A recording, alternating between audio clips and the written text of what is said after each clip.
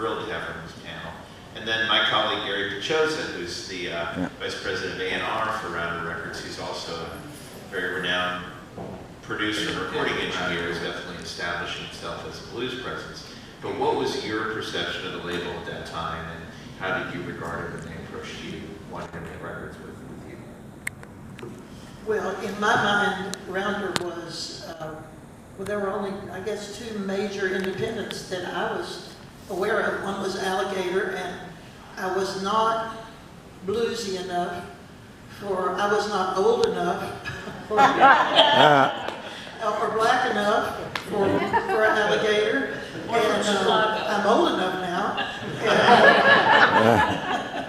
And Rounder was definitely my first choice because of the wide range of music that they produced and presented, and it was growing, and they had the success with George, but it wasn't that so much as who they were and how they treated their artists, and the arrangement that we made, which was I got to make my records, and if they liked them, they would put them out. And so I picked my own producers. They gave me so much leeway, so much freedom, even from the very beginning, from the Soulful Dress record on. So, and I want to mention that Marion came to town, and she said she stayed with my manager. My manager was a woman named Carlin Major, who had founded and owned a great nightclub in Austin called Soap Creek Saloon. And Carlin and I had a conversation in the mid-70s about her wanting to be a seller of music as well as a buyer of music, and so she wanted to try managing and booking, and did I want to start with her. And so I'd made my first 45, I had a baby, and I got a manager all like the same month in the middle of 1975, and off we went. So it was Carlin who negotiated that deal with Marion and got that milestone. Ken and I came to town and stayed with Carlin and talked about Marcia, and Marcia was so busy, and it was because we really wanted to sign Marcia. We heard such great things about her. And of course, the other thing that Marcia didn't mention is that she had made a record before, which was the Circuit Queen record, which was for Capitol out of Nashville, which, you know, in a sense you could say, oh, that must have been a country record. Yeah. But it just shows how uncategorizable Marcia actually was. And that was something that we considered a positive. But, you know, it was often more difficult when people couldn't be categorized as, oh, this is folk, this is bluegrass, this is country, this is, you know, blues or whatever. So, and we were interested in it, and I remember after we had started working with Marcia, speaking on the phone with Jerry Wexler and his saying, oh, Marcia Ball, she is the most talented artist I've ever heard and that I've ever worked with, and saying, wow, praise from Caesar. But, you know, that's the high regard that we held for Marcia even before that as well. And looking back on those times, I wasn't even, I mean, because I was not even aware of the fact that Marcia's son was born that very year. So then years later, when one time we were in fact in New Orleans, and she was telling me about the early time on the road, remind me of that, Marcia, if you can remember anything about it. It was a great story. Well, Carlin was actually a good inspiration for that, and honestly, the very first inspiration for all of that was Irma Thomas, because I saw Irma here in New Orleans when I was 13 on a package show at the Municipal Auditorium, and I don't remember anybody else who was on the show, and you know it must have been everybody. I'm sure it was Lee Dorsey and Lenny Cato and everybody, but Irma blew my mind for a lot of reasons. Her songs, her voice, the fact that I'd never seen a woman take the stage, be the leader on the stage of a band like that, and she was pregnant out to here. So when I was pregnant out to here, I just kept playing too. And fortunately, I'd be sitting behind the piano and nobody would really notice until like the last song when I would stand up to finish the night and rock out and everybody would go. And Carlin was the same way. Carlin opened her club. She came back from having her first child in Mexico and found out she owned a nightclub. and her husband had signed a deal on a nightclub. So she's driving a big old vintage Cadillac with big fins, nursing her child and going to run her nightclub. And all of that was very inspirational for her. You know, there's a big conversation now about women in music and mothers in music. And let me tell you, it takes a big family or a village to do that. And some of us had it, and I had it. So that's how it was done. And a lot of improvisation too along the way. Yeah. I remember you mentioned once being on the road and getting something to eat, and your son was still in the high chair, and throwing food all over the place. Marcia would say, "We'll take a table to the back," and you would just sort of cope with it. And I remember doing the same, having discussions when my son was first born here in New Orleans, like at the Rebirth Brass Band, and getting something to eat, discussing some of the details of the record, and my son would be asleep, you know, in a snuggly on my chest with, you know, if I were eating lunch, the food would sort of drop on his head and he'd still be asleep kind of thing. So you sort of did what you had to do, and those are stories that you don't often find in music, but it was really just a lot of that starting to happen back then in terms of people having their own voice and considering this is a valid part of my experience, so I'm going to talk about it. And in the meantime, when we were planning this panel, Michelle had first asked us about it, and I was thinking about who would be a good artist, and I said, well, Marcia not only comes from a lot of those roots, and has her own, you know, incredible recording career with us for a long time too, but she also, if you don't mind, Marcia would be the spokesperson for a lot of the influences in New Orleans and in South Louisiana that from when you were coming up. So hence she became the voice today for, along with the rest of us in New Orleans and South Louisiana. Rounder did a wonderful job of coming down here and finding the talent. You know, first you said Ken came down and recorded the Cajun bands, and I grew up down in Southwest Louisiana around all of that and soul music growing up, and had a grandmother here in New Orleans who I spent a lot of time with, so I just was deeply immersed in it. And coming up, you know, the biggest artists in the industry in my mind were Ray Charles, Jerry Lee, Little Richard, and they were all piano players. Yes. And Louisianans for the most part. I didn't know Professor. Oh. Jerry, I said Jerry. Anyway, you know, the piano players were the driving force of rock and roll, and so I had all that influence, and it all kind of came back to New Orleans, and there was a lot of all the influence. Alan Toussaint as a songwriter who was unsung. So Rounder came down here, and mine, not only that, but the Cajun music, the Zydeco, your 25th anniversary tour that we did was that was the one with Steve Riley and Beau Jacques, and for a little while, Gino Delafosse. And they put us on buses. My first bus tour took us around the country to play, and it was that was called progressive country music. Is how I got established, and I became aware of Rounder and the things we were doing. We were pulling songs from the Louvin Brothers and the Delmore Brothers and Carl and Pearl Butler and all the old-timey. The band that I was in was very traditional country music, and we weren't particularly original, although we had a few songs, but we were, someone said that Graham Parsons turned the Byrds from being one of the most popular rock bands in the country into one of the least popular country bands. But it opened everybody's eyes. It made us so aware of the way you could blur the lines, and the way that, and ultimately Willie Nelson came to Austin and the Armadillo found him.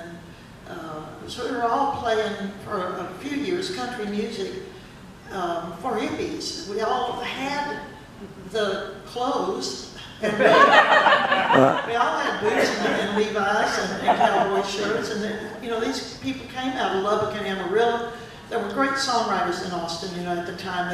Of course, the Lubbock guys came down there, Jimmy Dale and Joe Ely and Butch Hancock and Terry Allen and Tommy Hancock. And then the guitar players all came down from Dallas and from all over. And then the folkies all came down, all the three named folk singers, Willis Allen Ramsey and Ray Wiley Hubbard and Jerry Jeff Walker and everybody. It's just an amazing thing happened in Austin in the early 70s. And the Carolina Boys came, which was huge. The Uncle Walt's band guys came. Walter Hyde, Champ Hood, David Ball, my ex-husband, no.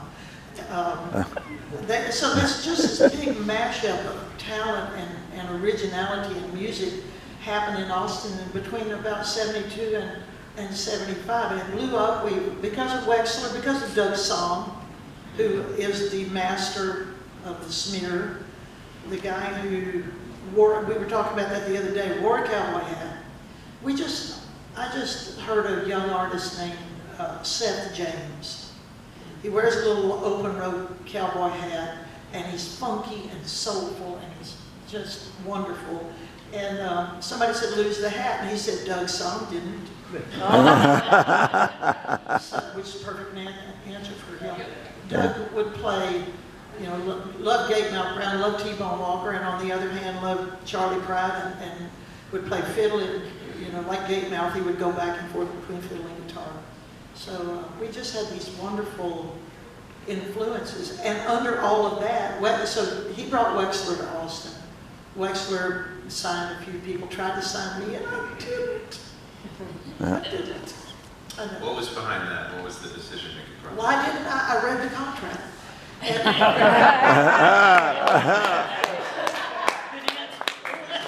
it was a lousy contract. It was fairly typical in a party. The first part gets everything. Party the second part, good luck. And we had nobody to ask. We had no legal representation. And the people we did ask said, it's Wexler, sign it. And in retrospect, I should have. But I just didn't. And we were, you'll see it time and time again with young artists. You think, oh, there'll be another deal. Or, you know, we're so hot. Which, it was some combination of thinking we were so hot and not thinking we were anything at all, and how could we live up to that? So, and I also think it's hard for us to conceive now in 2020 how few resources there were back then. Yeah. So it's not like there were tons of books. There was no internet. There was no one you could call really. There were very few entertainment lawyers that addressed this area of music. So you kind of just had to make it up as you were going along.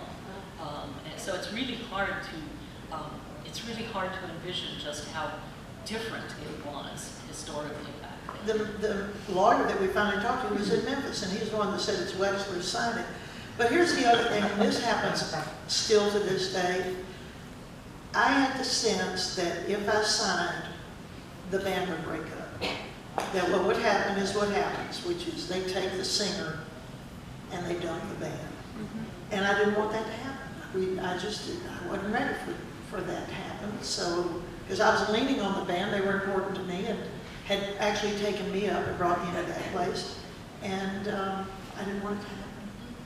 That's fascinating. Well, I'm sorry to interrupt, but my job before I was president of Rounder was I was an entertainment lawyer. And my job before that, as I was a professional musician, and I can tell you that when I was getting started in the 80s, that was still the case. It's still the case. It was still very hard to find those resources. And by the time I started practicing law in 2005, I guess it was, then there were resources. And in fact, the thing that made me want to be an entertainment lawyer in the first place was having problems with the contract I signed and reading the Donald Passman book. All you need to know about the music business and understanding that I could take matters into my own hand and fix things. And you know, but that was my career for a long time, was representing artists and walking them through some situations. What was so attractive to me was that they took the band, they recorded the band, they recorded the band doing what they do. And for my first record, the Soulful Dress record, we chose Denny Bruce as our producer, because he produced the Thunderbirds, fabulous Thunderbirds, and had recorded them as they were. They made as much of a live sounding record as they ever had. And my previous record that I made on Capitol was what Marion just said. I came in as the singer. It was a great party. It was an entirely Nashville Cat studio band, and a lot of people I knew, Guy Clark and Kreol and people like that, but I was just the voice. I only got to pick a couple of the songs, you know, actually I picked them, but they were really not what I did. I squeezed one bluesy song on there, which was a Russell Smith song, The Amazing Rhythm Ace. It's called Never Been Heard. But everything else was pretty much put at me. During that time, I went to a publishing company and we're looking for songs, and I couldn't find anything I liked. And y'all are going to love this. I would look at the title and say, that looks interesting. That's a man's song. Yeah. Down the line a little bit. That was interesting. That's a man's song. You know, like I couldn't even conceive of the idea that you could turn the idea around. You know, and I finally found the song that I really liked, and it turned out to be by Walter Hyatt and Champ Hood, and I thought, well, I could have done that in Austin. Yeah. I love being that. So we made the record that we've been wanting to make, because by that time, the Capitol record was about 4 years old.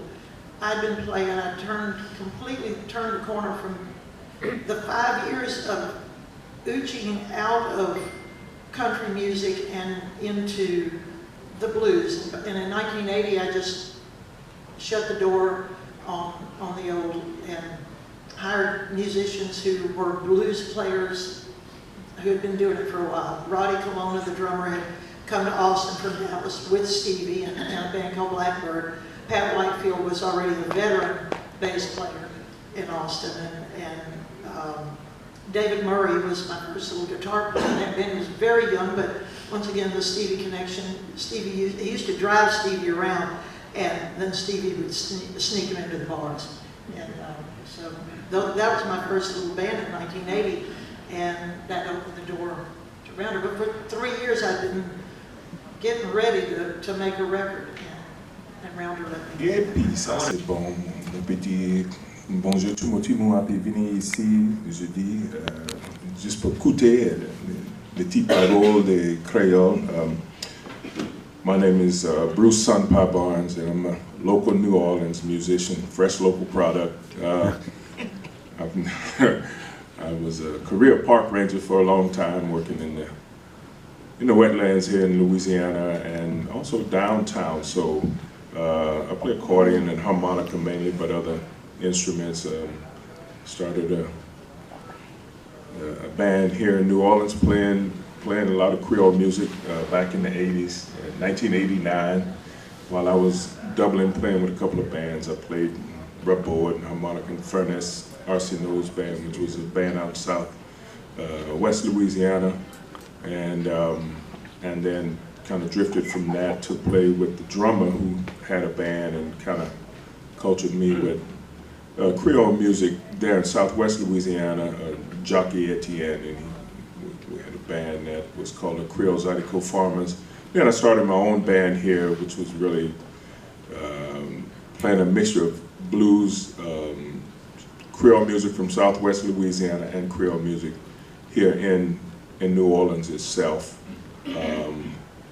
called Sunpine and Louisiana Sunspots. So been able to travel around the planet playing music like that, and trying to keep the Creole music, language, and culture alive here in Louisiana, and take it out into the world and make a little money like that. Yeah. You know what I mean? I have to give him a little plug of football All-American Kansas City Chiefs he played for. Yeah. So you're happy the Going Chiefs? to the Super Bowl. Yeah, I was going to ask you, you happy the Chiefs in the Super Bowl? Yeah, I'm happy to know back when Special teams? I was playing 1,000 years ago. Yeah, we weren't doing all that then, but hey, everybody gets their turn. They say it's room for everybody. All right. Very good. Mr. Vappy? Damn, after a football player? Just the way it happened. My name is Don Vappy. Yeah. sometimes known as Papa Don Vappy. Yeah. Anyway, I grew up in New Orleans. Got a little family history in music. Didn't realize it when I was younger, but my grandmother, all of her siblings played music. Her brother, Papa John Joseph, that's the one you got to get rid of. Yeah. Okay. He had the barber shop across the street from Buddy Bolden's house, if you know any of that history. But for me, I've grown up playing music since I was 15, had a fake ID, playing on Bourbon Street. Top 40 music of my period, my generation. Went through in school, played brass instruments in the school bands. Wanted to be a bass player. Studied bass, Loyola University for a couple of years. Another year at Xavier, ended up dropping out. We ain't gonna get into that. In the garage band, we couldn't find a guitar player, so I'd been watching the guys. I got a guitar, started playing guitar. Ended up not hating, but being bored with pop music and quit playing altogether for 3 months. Then I was working at a music store, got a hold of a banjo, picked it up, had an interesting sound to me, wondered why black people hated it. I'm black in New Orleans. We have a lot of light-skinned black people here. I'm one of them. I'm probably related to all of you. Yeah, on both sides. Yeah. Yeah. And realized it came from, descended from an African instrument, got involved, started preaching that to kids in school, going back playing the early jazz music, which was disappearing. People weren't really playing it. It was just a revival period. To me, it was being dumbed down. And also realized that people weren't speaking French anymore. My grandparents spoke French, or Creole French, or some patois. And although they didn't teach it to us, because for some reason in the city, I'm told it was discouraged, they did speak French when they didn't want us to know what they were talking about. Yeah. But I started learning some of the French songs from the first album I had was Pops Foster, Albert Nicholas. Jazz a la Creole was the record. Learned Salidam, Et là-bas, some tunes like that, and with the banjo, and putting the Caribbean thing together, Jelly Roll Morton, the Spanish tinge, we can go all through that. Anyway, I've played at Jazz at Lincoln Center with Wynton Marsalis, Eric Clapton, a bunch of people. Peggy Lee, when I was about 18, offered me a gig. I didn't want to leave New Orleans, but I'm it. So Yeah.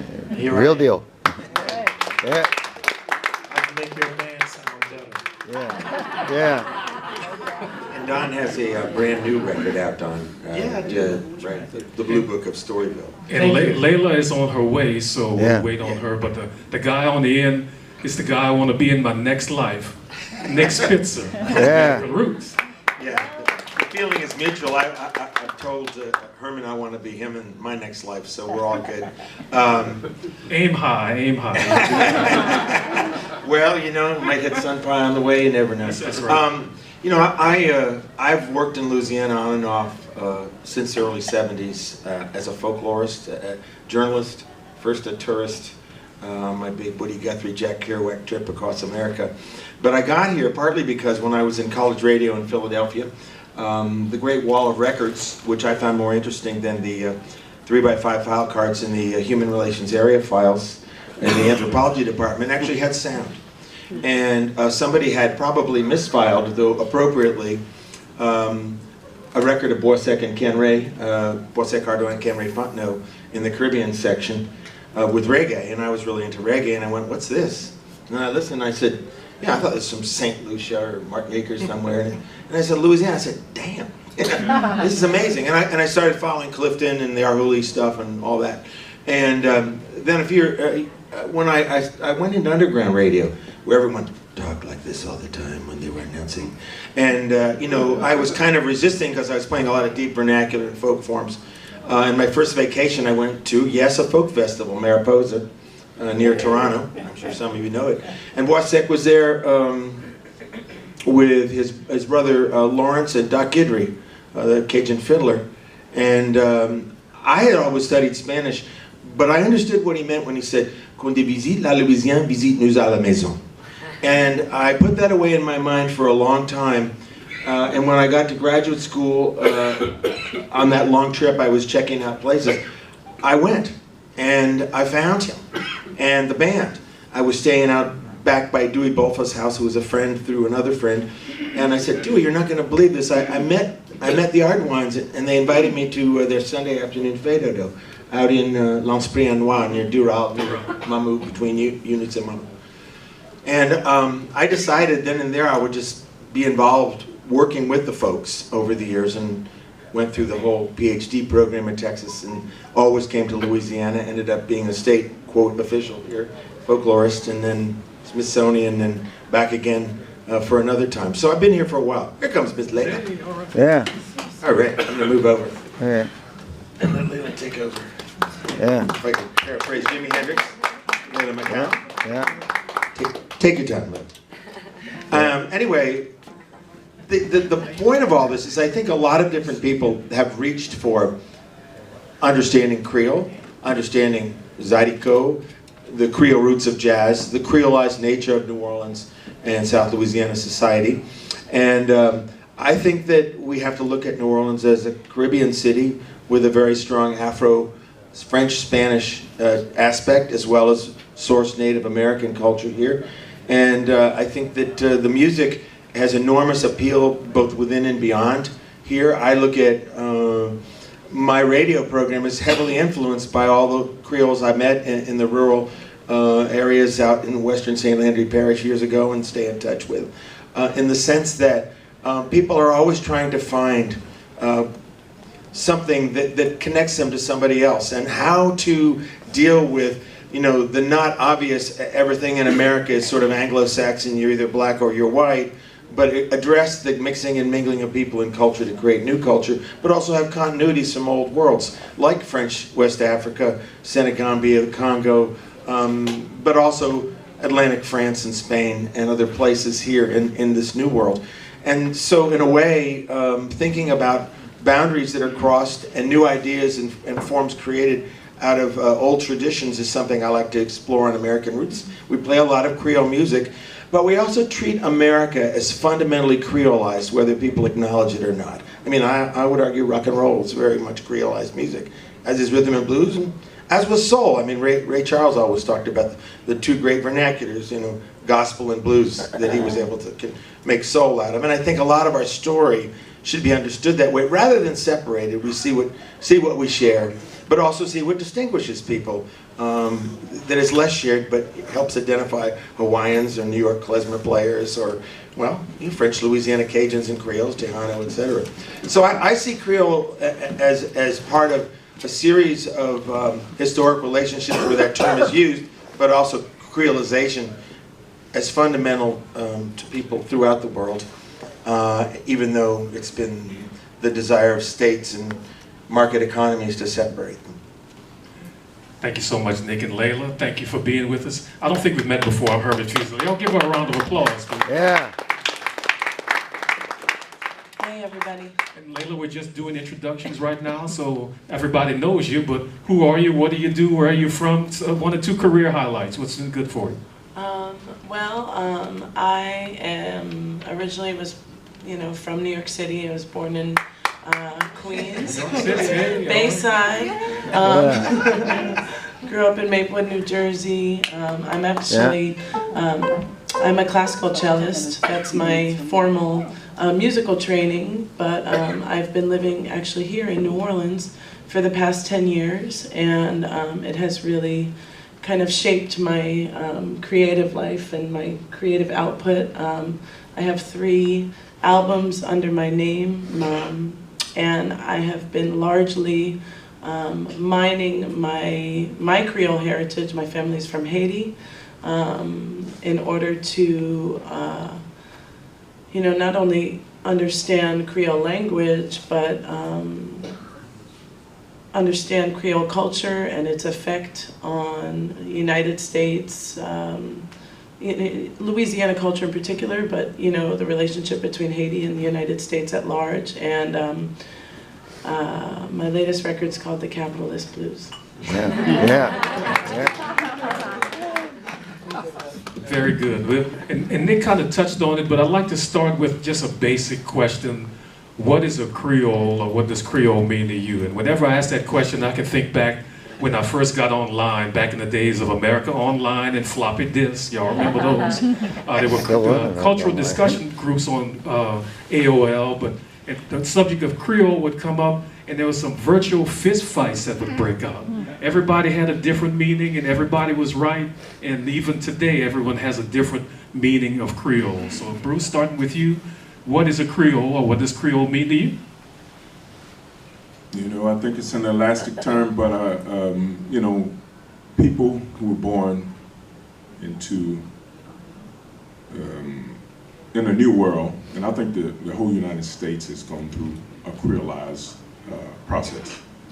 Although in French and Spanish colonial Louisiana, other parts of the Caribbean, and parts of you know, islands in the Indian Ocean, it's really a subjugation, what people were pegged as and put through, and having derived from some African heritage, whether they were enslaved or free, they were put through a creolized process. That's changed over the years. You know, my family's all from Louisiana. I come from a family that has kind of long lifespans.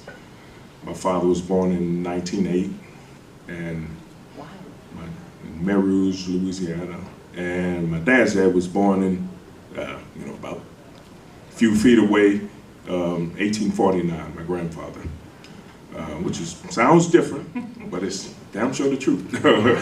Yeah, you know, so they were at one point they were all called mulattoes, and they're from my big mama's grandmother. It's from a little place called St. Joseph, Louisiana, and you know, so at one point they were Creole, but as the census changes, you know, now you can look on Ancestry.com, you see all these amazing things, and when you look at it, and all my folks come off of plantations. My grandfather was freed from slavery when he was 15 years old.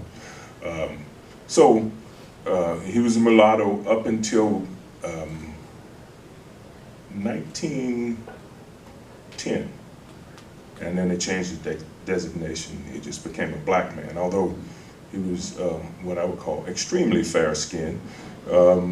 But you know, that's how things have changed, and it became a part of Americanization. So to me, they came in a Creole process, but I think language has something to do with it also. Language and culture and folkways, but people born into the new world of some African and other descent, or it could just be children born in this new world. In that context, white Creoles, black Creoles, all subjected to the same thing because they had to be placed and socialized in a particular way to make everybody else feel comfortable. Gotcha. Mr. Vappy, what does Creole mean to you? That's good. A lot of what he said. In my life, like I said, I remember, when I think back, I remember sitting on my grandparents' porch, my mother's parents. And like I said, they would speak French. And I didn't know what they were saying, but there was also the way they cooked. And I used to think it was a New Orleans thing, and it is kind of a New Orleans thing, because it's a cultural designation as far as I'm concerned at this point in my life. Because when I saw the picture of my grandmother and her brothers and sisters, they were much older, probably all in their 70s at that point, or maybe 60s. But there was at that time, 2 of the boys were living and 5 of the girls, and they all looked like they were from different places. But you could see a family resemblance a little bit. Like one of the sisters was very, very dark. I mean, black, very dark. But she kind of reminded me of somebody that might come from India. But then one of the other sisters kind of looked like she might have been Italian. But then my grandmother kind of looked like an Eskimo.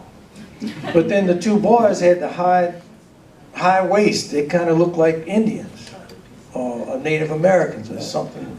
It's just they all look different, which to me, you know, what are we fighting about in this country? We're fighting about some money. So, yeah, but we got to vote. I didn't want to go there, but I'm going there. So, that's right. But, you know, it's a cultural designation. I've noticed, like in New Orleans, we're like mainly Catholic. A huge diocese here. Little things like I remember everybody had flowers, everybody had plants, everybody cooked a certain way. Like right now when I make some cabbage or some beans or something, I take my seasoning meat, which is usually pickled pork, which you can't find nowhere else in this country. You're getting me hungry now. Yeah, me too. See, after Katrina, I was in Ohio. I said, "Where's the pickle meat?" The guy said, "What?" Didn't know what that was. He didn't know what it was. But you brown it, and you put your onions in there. You can put your, you know, your green peppers if you want, whatever. A little garlic. You gotta put a little garlic in everything. You know. But then you kind of mix that together. Then you put it in there. But anyway, I'm just saying, it's the way we cook. And which is very similar to a lot of things you see in the islands. You know, I mean, being a musician, having traveled to different places, I've seen a lot of this stuff and been able to experience it. So that's been a big part of my music life in the last 20, 30 years as my group, my 8-piece group, the Creole Jazz Serenaders. It was about promoting Creole as a culture. I was so upset with one of our mayors for going on the I think it was the Tonight Show, one of those shows. And no offense, but he brought his Zydeco band, which is fine, but New Orleans, you know, that's a little bit west of here, and I'm cool with that. I love Zydeco, don't get me, I don't want to make it like a fight. But it's not New Orleans New music. Orleans is the birthplace of jazz, and we don't celebrate that, and that pisses me off a great deal. When the new airport opened, the first thing I heard was I mean, and I love hip-hop too, but I mean, it's the airport. Why can't it be New Orleans? Jelly Roll Morton was from here. You know, I mean, we had King Oliver, and all of those people came from upriver in Creole areas, you know, between here and Donaldsonville. So that's what it means to me. And by the way, my great-grandfather is on the wall, on the slave wall at Whitney. That was new to me. But Creole is bigger than everything else. We are tolerant. We know how to get along. We have fights like everybody else too. But my point is, it's a cultural designation. We celebrate who we are. And one thing I know that's very African, life is one big thing. You don't separate music from life or your food from this or that. It's all part of this one big life. It's the whole that we celebrate, the dance, the music, everything is together. That's what Creole is to me. Amen. Layla, what does it mean to you? Well, I'm going to preface this by saying I'm, you know, at a very different point in my life and kind of in my process of understanding Creole-ness. My family, both of my parents emigrated to the United States during the Duvalier regime in the 1960s, and their family settled in the New York area. And when I was growing up, I always thought of Creole as a language above all else. And I think it was really moving to New Orleans that connected me to understanding it as a culture. You know, people would say, well, you know, have you been exposed to Haitian culture? And I'm like, yeah, in so many ways, but the word Creole was always a language thing to me. And actually it wasn't, I was walking around Jazz Fest, I think, back in like 2009 or 2010, and this man was walking by me and he was looking at me and he said, "You look like a Creole." And that was the first time someone had told me that I look like a Creole. I had never even thought of it as something that someone can look like. You know, I knew that there were, to me Creole meant, I guess, essentially not just a language, but just a mix of races. But I've come to see that Creole is, it's not exclusive to race or skin tone. I mean, there's a lot of colorism, I think, in all over the world, really, but particularly in Haitian culture. And I kind of see that Creole is more something that exists, is from a place, that exists in a place that it is not from. So, you know, my family is from Haiti, but I'm not from Haiti necessarily. I mean, my people are from Haiti, but I'm from New York, so that's kind of what Creole is to me. But, you know, I remember coming here, and I think that it is also the language, and, you know, the same thing in my family. We have all shades, and I think that was something that I grew up with that was kind of baffling for people who were, you know, not Haitian or, you know, not in Haitian culture. It was like, how come you have a cousin that's blonde and, you know, someone else who's very dark, and, you know, I'm somewhere on that spectrum, and I always thought that we were all black. To me, I was like, we're all black. And I don't know if that's also just, you know, the way that things are here in the United States. But in Haiti, you know, anyone who's a foreigner, regardless of your skin tone, is called blanc, which means white. And so it's very interesting. But I remember moving to New Orleans. You know, I'd go to the cemetery, I would see my family names, Woolley, Lemoine, Dupuis. Dupuis is everywhere. And that surprised me. And I remember having red beans and rice, and I was like, this is sauce pois.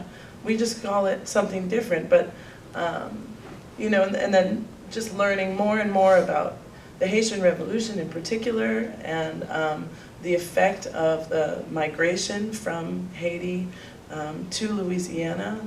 The population of Louisiana doubled after the Haitian Revolution, as you know, with the Louisiana Purchase in 1803, and Louisiana at the time in the United States was a third of the size of what we now think of as the United States. So I think that you know, we say Creole here, and I think it has many meanings, but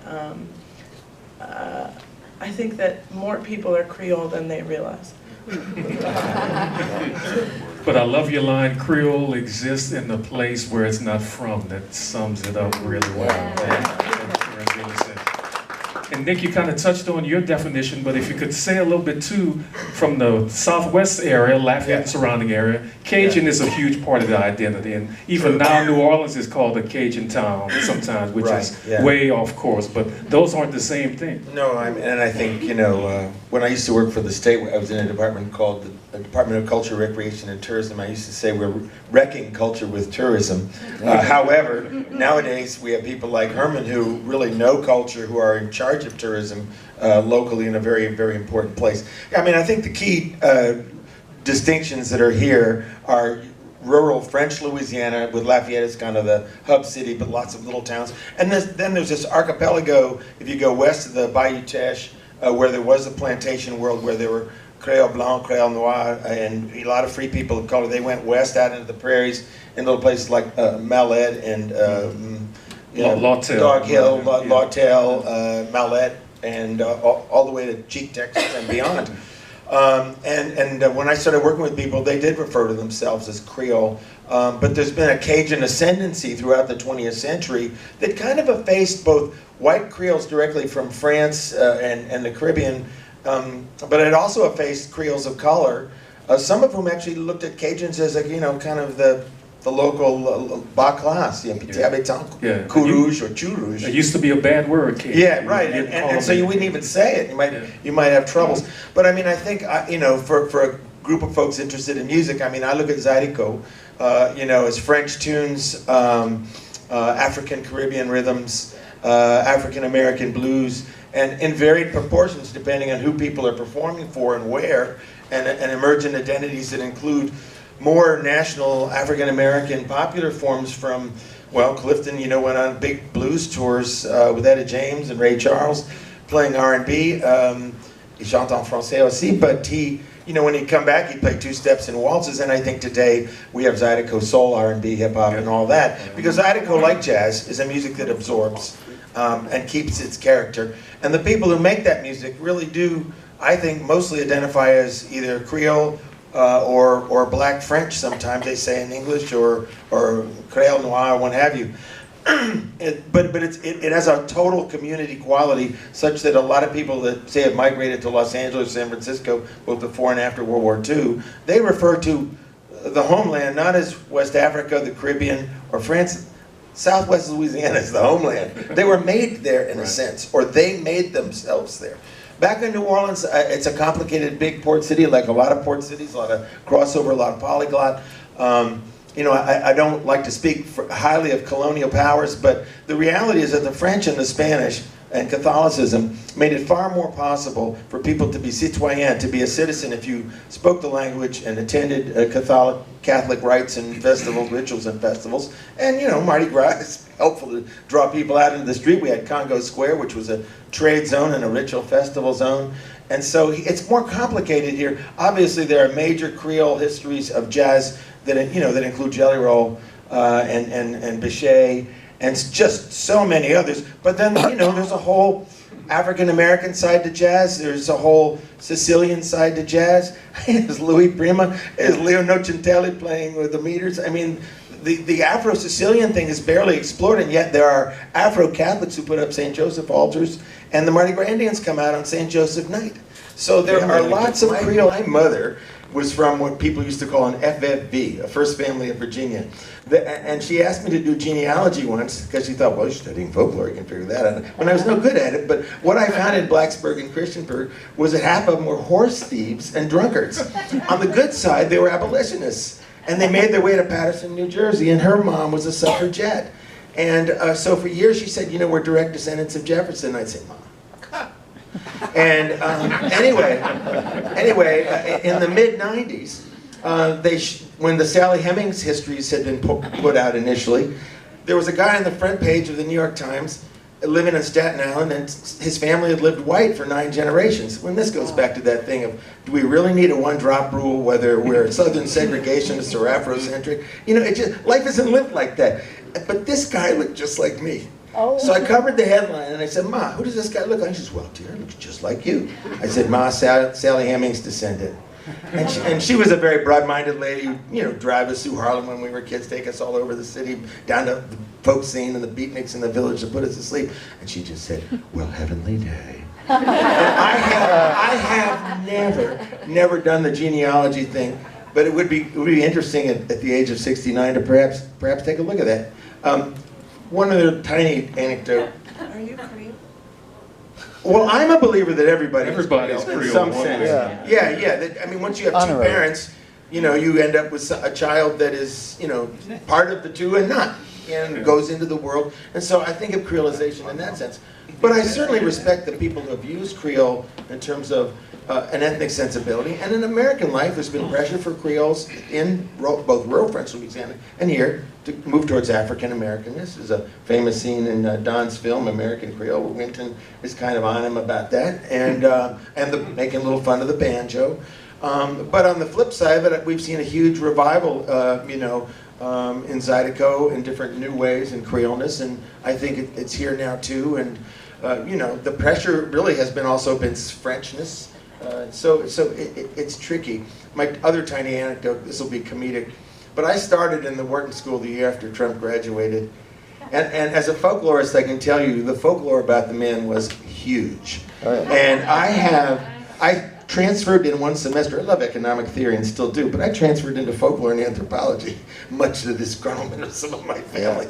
But that friggin' Trump lore has stuck with me all these years, and everyone wants me to publish it, and I'm like, you know, I gotta run a public radio show. I don't want friggin', you know, legal team bashing me day in, day out, so I haven't been courageous enough to say all the nasty stories except in, you know, face-to-face settings. I don't feel like putting it in print. But I would say Trump. Well, Trump's a Creole torn between his classes and torn between the German and Anglo-Saxon notion of New York City, and he couldn't reconcile who he is, so he's a very insecure man. I'll just say that.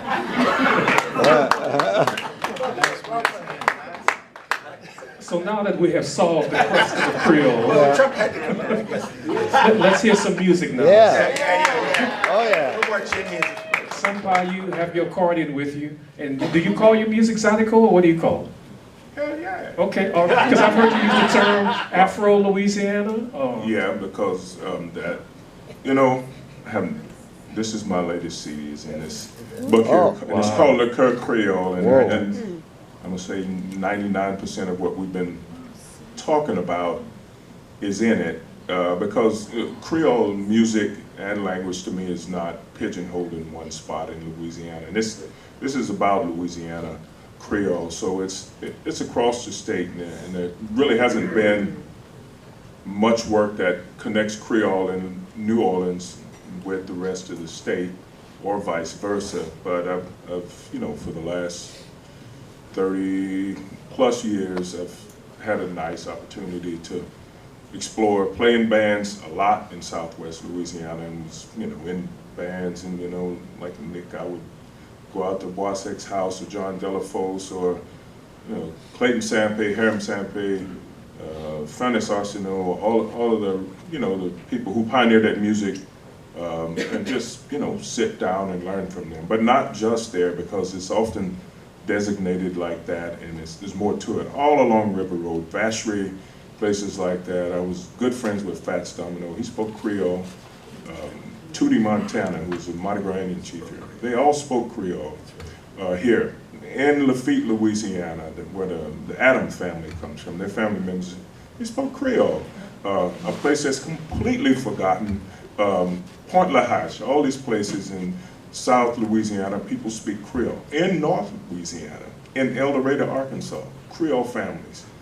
People, well, like they went to you know, LA and to San Francisco, they went lots of other places, and they're still there. And like, you know, so I was always interested in the truth of the matter, and I would even introduce that there were other Creolized languages, often like what you hear in people hear in Mardi Gras Indian music, and on plantations. All my family comes from all the plantations along the river. The Tut, a language called Tut, that people spoke, and it was a language that was used to teach people, a Creolized language used to teach people how to read and write, which was illegal if you were enslaved. But my grandmother and father, you know, they all spoke that, and they came off of plantations in Louisiana.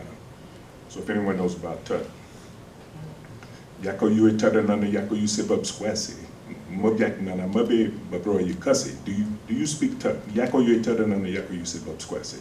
So it's based off of African diphthongs, and you know, but all that's in there. That's basically. Yeah. Also at the Cabildo, I have a large exhibit there, and it's a part of this Le Creole. You can go in there and see it right now. It's going to be up through May 10th, but it really dives deeply into Creole history, a lot of the ephemeral arts, a lot of archival material in there as well. So, that I learned out in Vacherie, back Vacherie rather, which is a little Creole town out along River Road.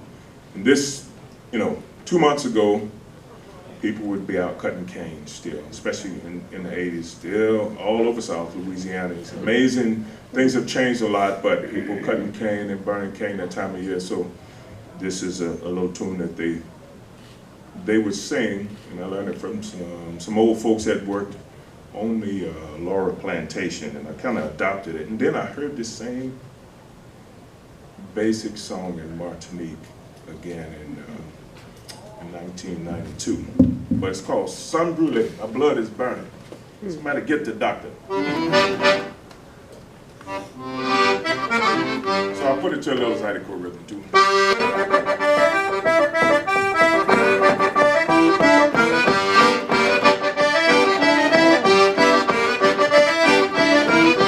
Sun brûlé, va chercher docteur, sun brûlé.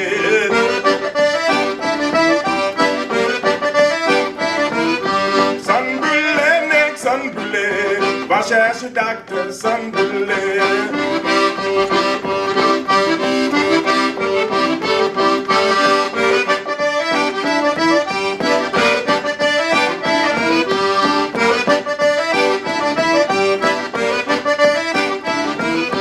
Sun brûlé, va chercher docteur, sun brûlé. L'homme qui est tombé là, mais sun brûlé, va chercher docteur, sun brûlé.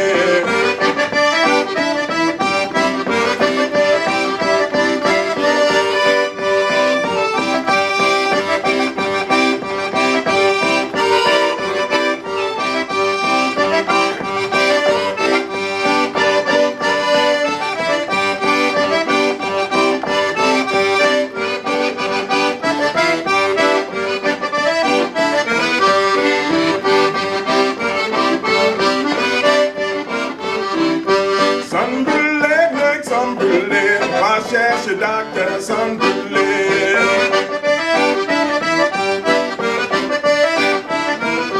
Sun brûlé, va chercher docteur, sun brûlé.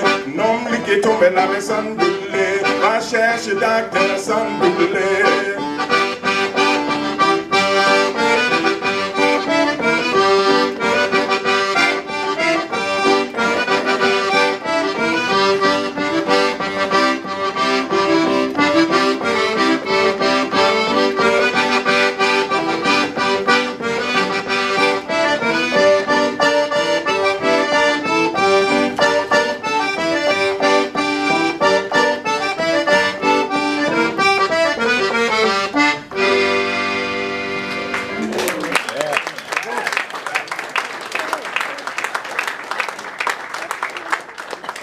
Before we get to Mr. Vapper, you were telling me this is your small accordion. It's a piano accordion, but it's not the full size. Yeah, because I knew we were going to be sitting here. Okay. You know, in the Much full easier to size. handle. Yeah.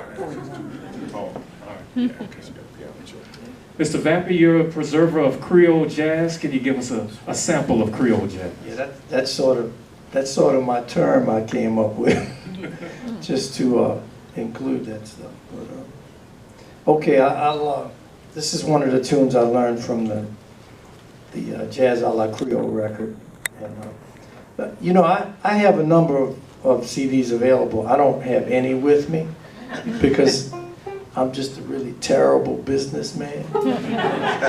He's a badass on that. But they're available at Louisiana Music Factory. I'm too, you know, I'm terrible at this.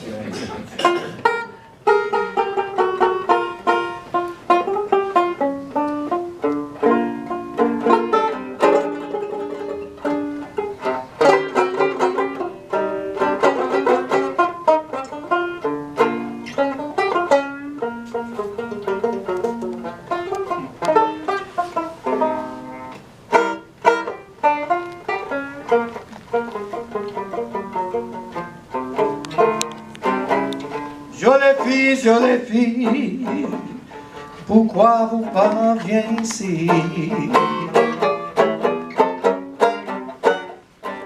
Jolie fille, pourquoi vous pas viens ici? Vous connaissez, je l'aime vous, mollez-vous pour moi chérie.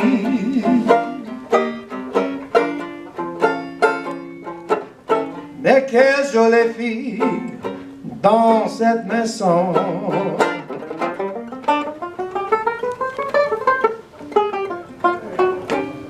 Mais quelle jolie fille dans cette maison.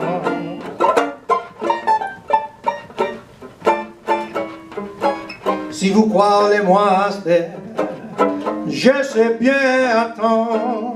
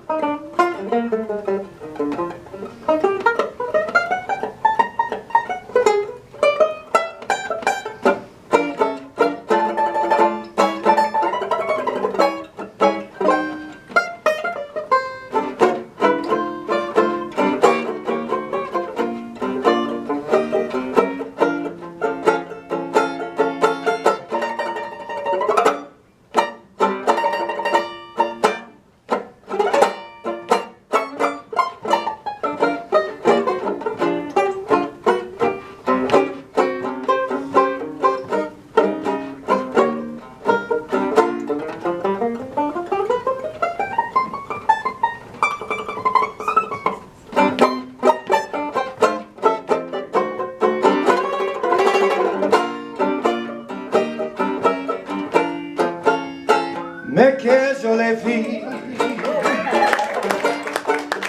dans cette maison.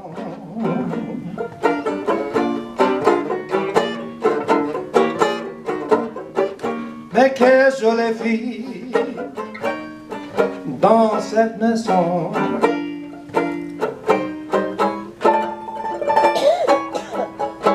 Si vous croyez moi, je sais bien attendre.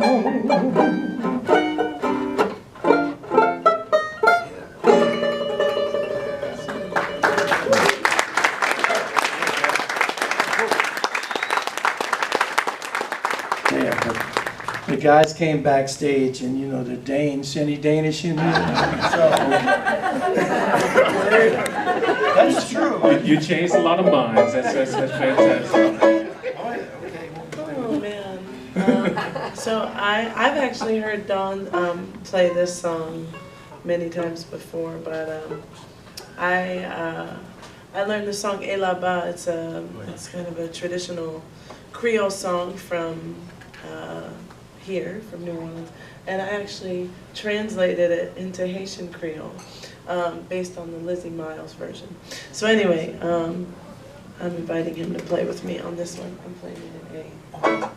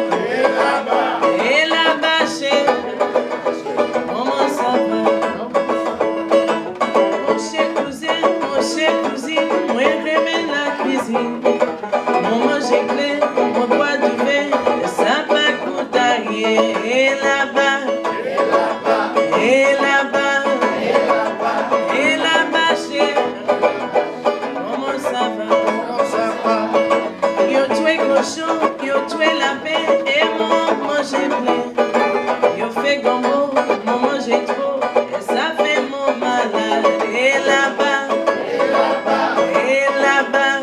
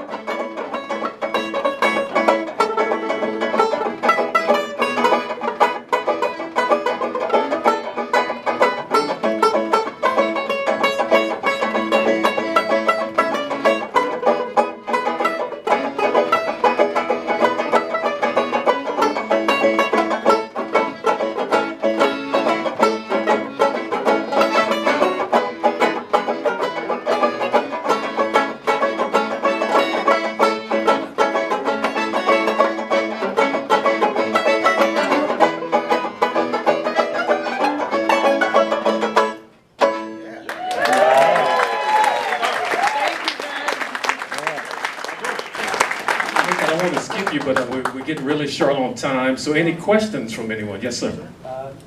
Is there still any influence or culture or musical influence from the Acadian French that came from Canada? Yes, particularly with Cajun music, because there's a strong Cajun music scene in the Lafayette area and southwest of here, and a lot of the young musicians are taking up what used to be called old folks music, and they're doing really well with it. Yes. I've been wondering I've been participating in the Indigenous Music Summit, this event here, and been wondering about the indigenous languages and indigenous people who were here before the settlers and the slaves and the freed slaves and all that. The connection in Creole music or jazz or blues or rock and roll. You could maybe speak to that? In 30 seconds or less. Creole language incorporates, some Native American tongue, and for sure. And a lot of people here, especially in New Orleans, in this area, a lot of people who are Native American descent have merged fairly smoothly into Creole culture, especially in the 7th Ward, of the city, where all people who were deemed as other live. Still live. The indigeneity thing is tricky with the creolization, but there's a great new book out called Giacomo, The Native American Roots of the Mardi Gras Indians. And I highly recommend it for not just its photography, but the argument about Native American ritual, music, song, and language in Louisiana in the colonial period. The irony is that the homeless, who probably are the largest group, but are commingled with French and Afro-diasporic people, never got federal recognition because their main language after colonization was French. So there's that strange and sad irony, but everything Sun Pai said. New book coming out also this Sunday. It's called Return to Yunknichito, which is Monique Verdun. She's home Indian. So they're doing that. Eshok people also, the Takapau, that language has a lot to do with Creole, and especially in southwest Louisiana. Yes. Just a shameless plug, if you're interested in Creole history and the connection between Haiti and New Orleans, we have this band La Musique from Haiti, whose latest project, Ishanola, was recorded here. Layla took part in it, as well as many other musicians, and they'll be showcasing tomorrow, Saturday, as well as at the final party. But definitely check it out, La Musique, Ishanola, and it really delves into that historical connection and the influence of Haiti on the identity of Louisiana. Now, shouldn't he be charged for that? That's thank you, though. Appreciate it. Be true to who you are. Adopt other ways. Yes. Just so, like, the dictionary definition of Creole is wrong. It's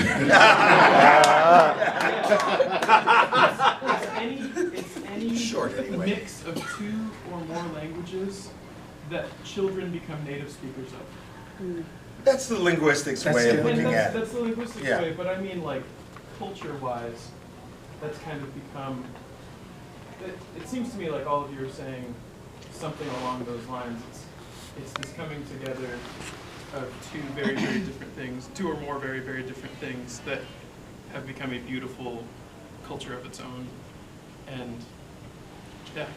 Well, I mean, there's linguistic creolization, and there's a way people look at that. One of the oddities in rural French Louisiana is that most people that call themselves Creole and call their language Creole are actually speaking an old form of part Cajun, part colonial French with some Creole additives, and only a few key places in St. Pointe-Coupee and St. Martin Parish they speak what they call the Kouribini, which is the deep Creole that the linguists are describing. But I mean, I think you can look at it at a lot of levels. There's broader cultural creolization, the music, the food. Look at the houses in New Orleans, shotgun houses, West African floor plan. Now we got Camelback side, we got Central Halls, we raised them up. It's all over the Caribbean that way. So, it exists in all kinds of contexts, but there are only some people who call themselves Creole with a capital C. Yeah. I think also you have to be willing to talk about it for a very long time. That's part of dictionary definitions are like 10 words. Investigation on your own opinions. That's a good way to put it. Yes. I've always been confused by the Code Noir, and I just Googled it. Okay. talking about Creoles and all the problems. Here's a lady who tried to solve some of these problems.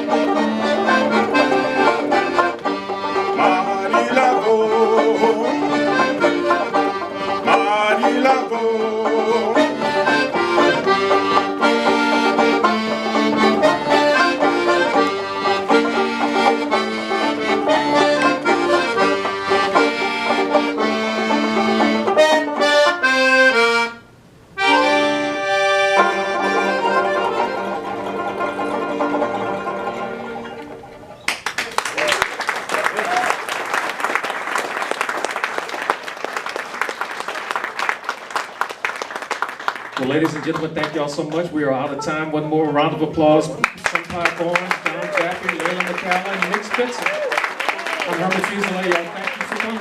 Enjoy the rest of the conference.